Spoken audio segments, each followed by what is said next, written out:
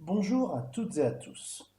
Après avoir vu ensemble que le tourisme permettait de s'enrichir, mais causait aussi des conflits d'usage, aujourd'hui, nous allons étudier une ville très particulière, surtout lorsque l'on parle du tourisme, puisqu'elle symbolise ce que l'on appelle le tourisme de masse. Il s'agit de Venise.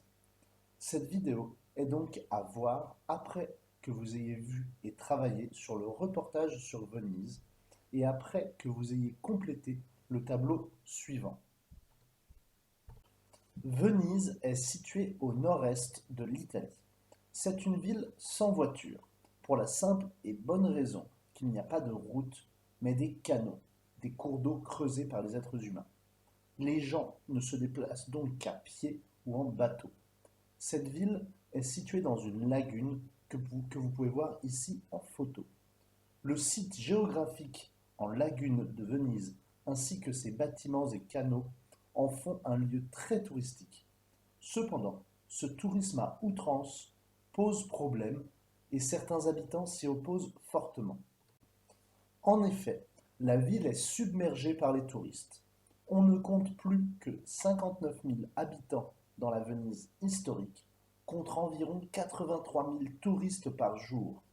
Cela signifie qu'il y a plus de touristes que d'habitants dans cette ville. Ce flot de touristes pousse les magasins à s'adapter ou à être rachetés, à se transformer pour devenir des magasins pour les touristes. C'est ce que Paolo critique dans le documentaire. Il parle de ce magasin de céramique qui vend des reproductions de monuments vénitiens à des prix exorbitants. Les restaurants, eux aussi, changent et sont de plus en plus chers pour des qualités de plus en plus contestables. C'est également le cas de ce magasin de fruits et légumes qui, au final, ne vend plus que des produits pour touristes et plus aucun fruit et légumes. Il faut retenir que les commerces se transforment et deviennent des commerces pour les touristes et non plus pour les Vénitiens. Il en va de même pour les plus jeunes. C'est ce que vous pouviez voir dans le documentaire. Les étudiants, qui à l'origine étudient dans de très beaux palais, le patrimoine de la ville de Venise, ils sont obligés de se battre pour le garder. Pourquoi? Parce que ces bâtiments sont petit à petit privatisés, c'est-à-dire qu'ils sont vendus pour en faire des hôtels à destination des riches touristes. Il en va de même pour un cinéma et un hôpital qui ont été privatisés, c'est-à-dire que ces bâtiments ont été vendus à des entreprises privées. Tous ces bâtiments, ces palais, qui sont vendus, forment ce que l'on appelle le patrimoine de Venise. Le patrimoine est l'héritage du passé dont nous profitons aujourd'hui et que nous transmettons aux générations à venir. Et aujourd'hui, on se rend compte que le patrimoine profite davantage aux touristes qu'aux habitants, qui se retrouvent dépossédés de leur ville. C'est donc pour cela qu'ils partent petit à petit et que Venise se vide. Certains habitants résistent en proposant des activités uniquement faites pour les habitants et non plus pour les touristes.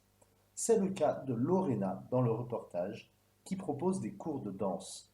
Ces cours de danse qui ont lieu tout le temps sont bien évidemment faits uniquement pour les habitants et non pas pour les touristes qui sont de passage.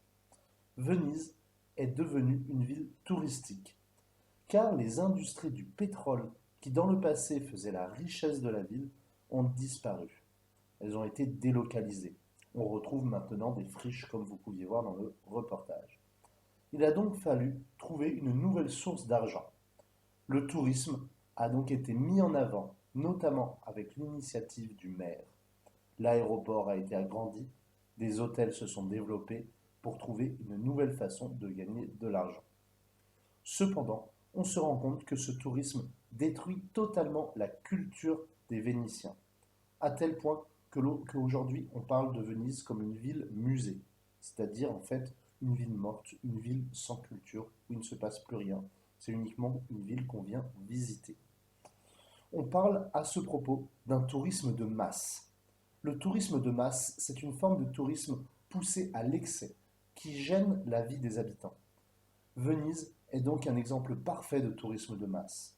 Mais on pourrait tout aussi bien parler de Barcelone en Espagne, voire même de certains quartiers de Paris, tels que Montmartre. À ce propos, si on pense à Paris et à Montmartre, les propriétaires d'appartements se sont tous mis à louer leurs appartements à des touristes via des sites comme Airbnb et non plus à des habitants, ce qui a forcément fait augmenter les loyers et ce qui gêne la vie locale des habitants. Que ce soit à Paris ou au Maroc ou bien à Venise, on voit bien que le tourisme a des effets sur la vie quotidienne des habitants. Pour terminer sur Venise, les habitants ont récemment eu gain de cause, puisque depuis un mois, les paquebots n'ont plus le droit de passer proche du centre historique de la ville. Ils doivent rester en retrait, proche de l'ancien port industriel. Pour conclure, vous devez bien avoir compris les effets du tourisme de masse et connaître les caractéristiques de Venise et les conséquences que ce tourisme engendre à Venise. J'attends vos travaux en photo, c'est-à-dire le tableau complété, et n'oubliez pas non plus de noter la leçon. Je vous souhaite bon courage et on se voit très bientôt. Au revoir.